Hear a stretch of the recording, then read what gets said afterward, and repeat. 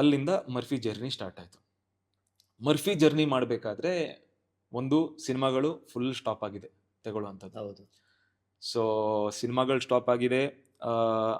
ನನ್ನ ದೊಡ್ಡ ಮಗಳು ಅವಳು ಹುಟ್ಟಿದ್ಲು ಆ ಟೈಮಲ್ಲಿ 2017 ಸಿನಿಮಾ ಎಂಟರ್ ಆಗಿದ್ದು 2017 ನನ್ನ ಮಗಳು ಹುಟ್ಟಿದ್ದು 17 ಸೊ ಆ ರೆಸ್ಪಾನ್ಸಿಬಿಲಿಟಿನೂ ಇತ್ತು. 20 ಸಿನಿಮಾಗಳು ಕಮ್ಮಿ ಆಗಿದೆ ಆಬ್ವಿಯಸ್ಲಿ, ಕೆಲಸಗಳು ಕಮ್ಮಿ ಆಗಿದೆ ಆಬ್ವಿಯಸ್ಲಿ. ಎರಡನೇ ಮಗುನೂ ಆಗಿತ್ತು. ಇಲ್ಲ, ಎರಡನೇ ಮಗು 2021 ಆಯಿತು.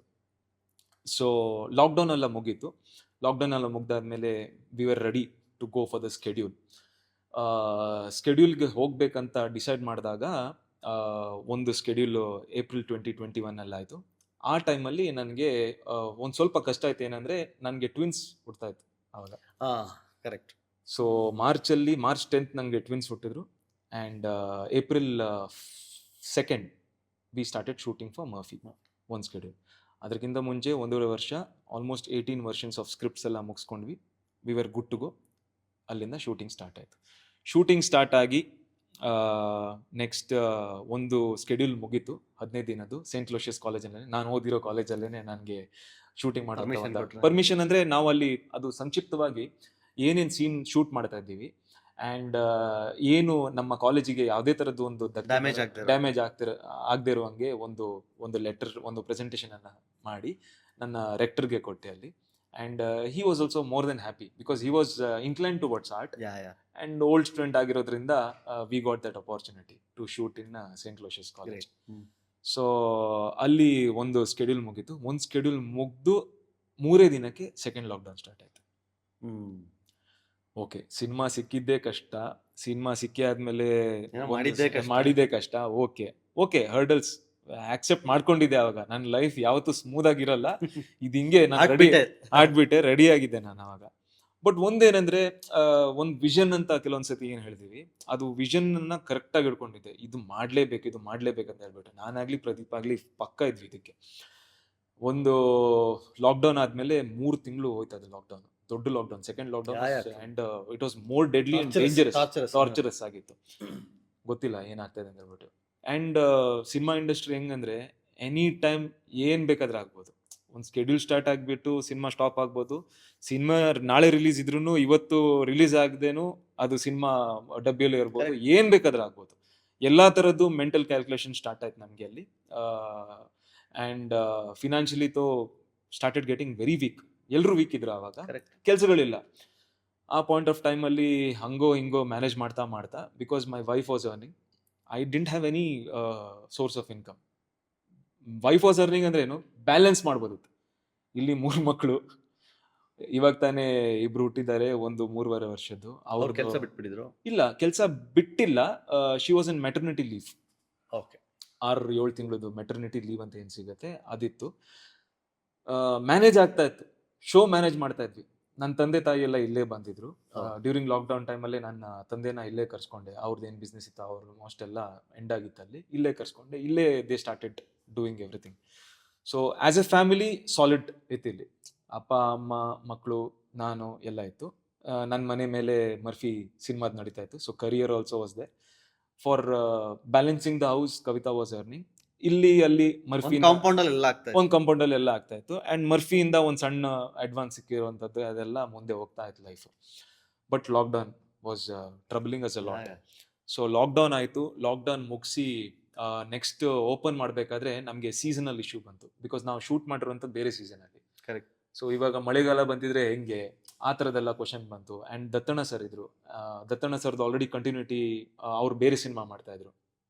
ಹಾಗೆ ಅವ್ರು ಬೇರೆ ಸಿನಿಮಾ ಮಾಡ್ತಾ ಇರಬೇಕಾದ್ರೆ ಲುಕ್ ಚೇಂಜ್ ಅದೆಲ್ಲ ಇತ್ತು. So we had to wait for some time. August ಸೆಪ್ಟೆಂಬರಲ್ಲಿ it was good to go with all the certificate, Covid certificate ಎಲ್ಲ ಇತ್ತಲ್ಲ ಅದನ್ನೆಲ್ಲ ರೆಡಿ ಮಾಡಿಬಿಟ್ಟು ಸಂಕ್ಷಿಪ್ತವಾಗಿ ಒಂದು ಪಕ್ಕಾ ಸ್ಕೆಡ್ಯೂಲನ್ನೆಲ್ಲ ಹಾಕಿಬಿಟ್ಟು ಹೋದ್ವಿ ಶೂಟ್ ಮಾಡೋಕ್ಕೆ. ಅಲ್ಲಿ ಗೋವಾದಲ್ಲಿ ಒಂದು 33 days ಶೂಟ್ ಆಯಿತು. ಒಂದು ಸ್ಕೆಡ್ಯೂಲ್ ಸ್ಟ್ರೈಟ್ ಸ್ಕೆಡ್ಯೂಲ್. 45 days ನಾನು ಗೋವಾದಲ್ಲೇ ಇದ್ದೆ. ಇಲ್ಲಿ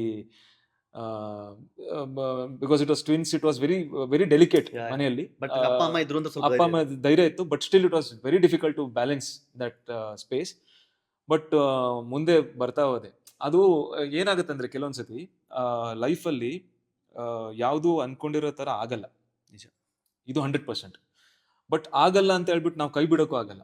ಯಾಕಂದ್ರೆ ನಾವು ಅದನ್ನ ಜವಾಬ್ದಾರಿನ ಗೊತ್ತಿಲ್ದೇನೋ ನಾವು ತಗೊಂಡಿದ್ದೀವಿ, ಇಲ್ಲ ನಮ್ಮ ತಲೆ ಮೇಲೆ ಬಿದ್ದಿದೆ ಇವಾಗ. ಹಂಗಿದ್ಮೇಲೆ there is no point in running away or there is no point in cribbing about it. I had to do it and I was happily doing it. And maybe ಆ ಬ್ಯಾಲೆನ್ಸ್, ವರ್ಕ್ ಲೈಫ್ ಬ್ಯಾಲೆನ್ಸ್ ಇರೋದ್ರಿಂದಾನೇ ನನಗೆ ಇಲ್ಲಿ stability ಕೊಡ್ತಾ ಹೋಯ್ತು. ಇಲ್ಲಿ ನಂಗೆ ಏನು ಬೇಕು ಅದನ್ನ ಮಾಡೋಕ್ಕೆ ನನಗೆ ಸ್ಫೂರ್ತಿ ಸಿಗ್ತಾ ಹೋಯ್ತು ಆ್ಯಂಡ್ ಮುಂದೆ ಹೋಗ್ತಾ ಹೋಯ್ತು. ಆ್ಯಂಡ್ ಸೆಕೆಂಡ್ ಸ್ಕೆಡ್ಯೂಲ್ ಮುಗೀತು. ಸೆಕೆಂಡ್ ಸ್ಕೆಡ್ಯೂಲ್ ಮುಗಿಬೇಕಾದ್ರೆ ಒಂದು ಸ್ವಲ್ಪ ಪ್ರೊಡಕ್ಷನ್ ಡಿಸ್ಟರ್ಬೆನ್ಸ್ ಆಗಕ್ಕೆ ಸ್ಟಾರ್ಟ್ ಆಯಿತು. ಬಿಕಾಸ್ ಅಲ್ಲಿ ಅವ್ರು ದೊಡ್ಡ ಸಿನಿಮಾ ಮಾಡ್ತಾ ಇದ್ರು, ಹೆಡ್ ಬುಷ್ ಅಂತ, was a partial producer. Dhananjay sir. ಹಾಂ, ಆ ಸಿನಿಮಾ ಮತ್ತು ಈ ಸಿನಿಮಾ ಒಬ್ಬ ಯಾವುದೇ ಪ್ರೊಡ್ಯೂಸರ್ಗೂ ಬ್ಯಾಲೆನ್ಸ್ ಮಾಡೋದು ತುಂಬ ಕಷ್ಟ. ಸೊ ಆ ಬ್ಯಾಲೆನ್ಸಿಂಗಲ್ಲಿ ನಮಗೆ ಒಂದಿಷ್ಟು ಶೇಕ್ ಆಗ್ತಾ ಹೋಯ್ತು. ಒಂದು ಪಾಯಿಂಟ್ ಆದಮೇಲೆ ಸಿನಿಮಾ ಇಂಡಸ್ಟ್ರಿ ಹೆಂಗಂದರೆ, ಎರಡನೇ ಸ್ಕೆಡ್ಯೂಲ್ ಮುಗೀತು, ಮೂರನೇ ಸ್ಕೆಡ್ಯೂಲ್ ಮಾಡಬೇಕಾದ್ರೆ ಸ್ಮಾಲ್ ಸ್ಕೆಡ್ಯೂಲ್, ಯಾವುದೆಲ್ಲ ಬ್ಯಾಲೆನ್ಸ್ ಉಳಿತು ನೋಡಿ ಸೆಕೆಂಡ್ ಸ್ಕೆಡ್ಯೂಲಲ್ಲಿ, ಒಂದು ಸಣ್ಣ ಪ್ಯಾಚ್ ವರ್ಕ್ ಥರ ಒಂದು ಸ್ಕೆಡ್ಯೂಲೇ ಮಾಡಬೇಕಿತ್ತು ನಾವು. ಕ್ಲೈಮ್ಯಾಕ್ಸ್ ಆಗಲಿ, ಇಂಟರ್ವಲ್ ಆಗಲಿ ಎಲ್ಲ ಅಲ್ಲಿ ಮಾಡಬೇಕಿತ್ತು. ಒಂದು 6 ದಿನ ಸ್ಕೆಡ್ಯೂಲ್ಗೆ ನಾವು 8 ತಿಂಗಳು ಕಾದಿದ್ವಿ. ಆ 8 ತಿಂಗಳಾದಮೇಲೆ ಮುಗಿಸಿದ್ವಿ. ಮುಗಿಸಿ ಶೂಟಿಂಗ್ ಮುಗೀತು. ಇವಾಗ ಎಡಿಟ್ಟು ಅದು ಇದು ಪೋಸ್ಟ್ ಪ್ರೊಡಕ್ಷನ್ ಸ್ಟಾರ್ಟ್ ಮಾಡಬೇಕಾದ್ರೆ ಇನ್ನೊಂದು 8 ತಿಂಗಳು ಕಾದಿದ್ವಿ. That is when Pradeep decided, ಇಲ್ಲ ಇದನ್ನ ನಾನೇ ತಗೋತೀನಿ, ನಾನು ಅವರಿಗೆ ಫುಲ್ ಬ್ಯಾಕ್ ಬೋನ್ ಆಗಿ ನಿಂತು ಮಾಡೋಣ ಸರ್, ಇದು ಮಾಡಲೇಬೇಕು. ಯಾಕಂದ್ರೆ ನಮ್ಗೆ ಗ್ಯಾರಂಟಿ ಇತ್ತು. ದೇರ್ ಆರ್ ಸೀನ್ಸ್ ವೇರ್ ನಾನು ಶೂಟ್ ಮಾಡಿ ಆ್ಯಕ್ಟ್ ಮಾಡಿ ನಾನು ನಾರ್ಮಲ್ ಆದಾಗ ಅಕ್ಕಪಕ್ಕದಲ್ಲಿರೋರೆಲ್ಲ ಕಣ್ಣೀರಾಗ್ತಾ ಇದ್ರು. ಇಂಟರ್ವಲ್ ಬ್ಲಾಕ್ಸ್ ಇನ್ ಪರ್ಟಿಕ್ಯುಲರ್ಲಿ, ನೀವು ಗೂಸ್ ಬಂಪ್ಸ್ ಅಂತ, ಆಕ್ಚುಲಿ ಅದು ವೈರಲ್ ಏನಾಗಿದೆ.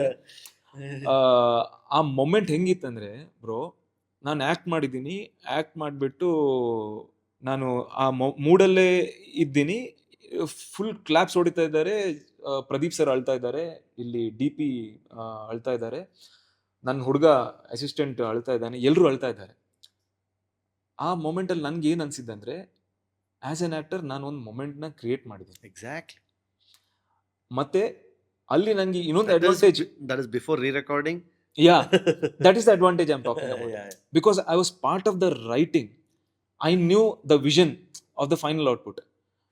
ಇದು 50% ಅಲ್ಲಿ ನಾನು ಅಚೀವ್ ಮಾಡಿದ್ದೀನಿ ಅಂದರೆ ಇನ್ನೊಂದು 50% ನಾನು ಮಾಡೇ ಮಾಡ್ತೀನಿ ಅಂತ ನನಗೆ ಗ್ಯಾರಂಟಿ ಇತ್ತು. And that's how it happen. True. So ಆ ಮೊಮೆಂಟ್ ಕ್ರಿಯೇಟ್ ಆಗಿದೆ ಅಂತ ಗೊತ್ತಾದ್ಮೇಲೆ, ಹಿಂಗೆ ಈ ಥರ ಮೊಮೆಂಟ್ಸ್ ತುಂಬ ಇದೆ ಸಿನಿಮಾದಲ್ಲಿ. ಕ್ಲೈಮ್ಯಾಕ್ಸ್ ಕೂಡ, ಕ್ಲೈಮ್ಯಾಕ್ಸ್ ಬೋಟಲ್ಲಿ ಏನು ನೋಡ್ತೀರಾ ನೀವು, it is one shot and only one take we had. ನಮಗೆ ಎಂಡ್ ಪಾಯಿಂಟ್ ಏನು ಗೊತ್ತಾ, ಅಲ್ಲಿ ಫೋಕಸ್ ಪುಲ್ಲರ್ ಫೋಕಸ್ ಮಾಡ್ತಾ ಅವ್ನು ಅಳ್ತಾ ಇದ್ದಾನೆ ಕ್ಲೈಮ್ಯಾಕ್ಸಲ್ಲಿ.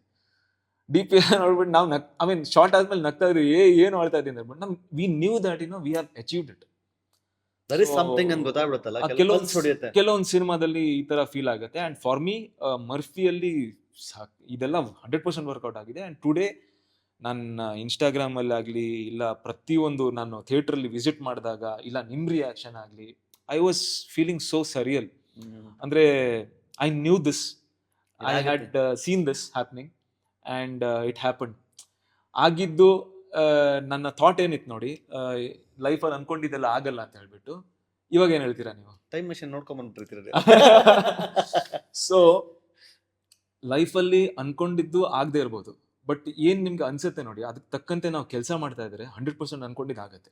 This is what I started feeling. ಅನ್ಕೊಂಡಿದ್ದಾಯ್ತು. ಆಮೇಲೆ ಚೂಮಂತರ್ ಆಗಲಿ, ಮರ್ಯಾದೆ ಪ್ರಶ್ನೆ, it was bonus for me. ಈಗ ಮರ್ಫಿಯಲ್ಲಿ ಎಲ್ಲ ನಿಮ್ಗೆ ನೀವು ಅನ್ಕೊಂಡಿದ್ದು ಎಲ್ಲವೂ ಕೊಡ್ತಾ 100%. ಹೌದಾ? 100%. ಸಿ, ಅನ್ಕೊಂಡಿದ್ದೆಲ್ಲ ಕೊಡ್ತಾ ಅನ್ನೋದ್ಕಿಂತ ನಾನು ಯಾವ್ಯಾವ ಹಂತದಲ್ಲಿ ಏನೇನು ಅನ್ಕೊಂಡಿದ್ದೆ ಅದು ಕೊಡ್ತಾ ಹೋಗುತ್ತೆ. Very nice. ರಿಲೀಸ್ ಟೈಮಲ್ಲಿ ನಾನು ಅನ್ಕೊಂಡೆ ಸುಲಭವಾಗಿರತ್ತೆ, ಬಿಕಾಸ್ ಸಿನಿಮಾ ಸಖತ್ತಾಗಿ ಬಂದಿದೆ, ಸುಲಭವಾಗಿರ್ಬೋದು ಅಂತ ಅನ್ಕೊಂಡೆ.